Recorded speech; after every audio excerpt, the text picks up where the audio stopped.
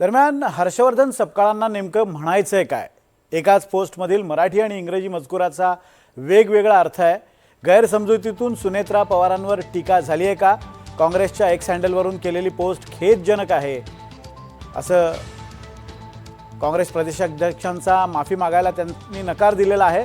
मात्र त्यांनी काही खुलासे केलेले आहेत। स्त्री दाक्षिण्य आमच्यासाठी सर्वतोपरी असल्याचं त्यांनी म्हटलंय। ट्विट हे प्रासंगिक असल्याचा दावा त्यांनी केलाय।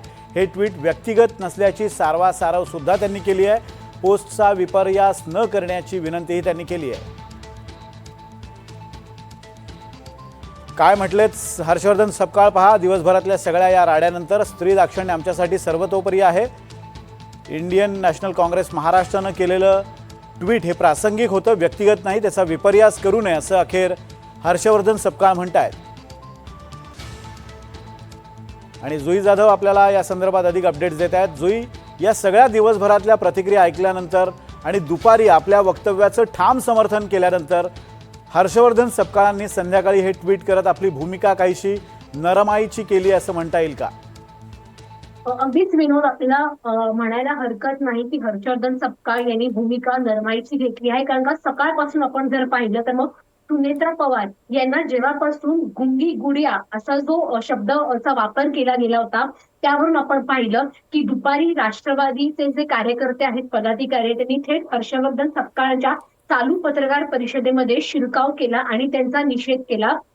मात्र हर्षवर्धन सपकाळ हे त्यांच्या विधानावर ठाम होते। त्यांचं म्हणणं होतं की ज्या वेळेला इंदिरा गांधी हयातीत होत्या तेव्हा त्यांना देखील गुंगी गुडिया असं संबोधण्यात आलं होतं आणि त्यामुळे जर आम्ही सुनेत्रा पवारांना अशा शब्दप्रयोग केला तर त्यात चुकीचं काय?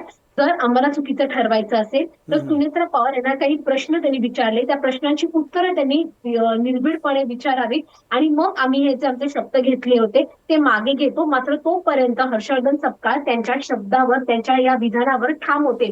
मात्र आता काही वेळापूर्वीच हर्षवर्धन सपकाळ यांनी त्यांच्या स्वतःच्या अकाउंटवर एक्सपोस्ट केलं आहे आणि इंग्रजी आणि मराठी माध्यमातून हे दोन्ही एक्सपोस्ट केलं आहे। इंग्रजीमध्ये त्यांनी असं म्हटलं आहे की दिस इज रिग्रेटफुल, म्हणजे आम्ही खेद व्यक्त करतो या सगळ्या गोष्टीचा की आम्ही हे ट्विट केलं। आणि मराठीमध्ये त्यांनी असं एक्सपोज केलं आहे की या सगळ्याचा विपर्यास केला जात आहे।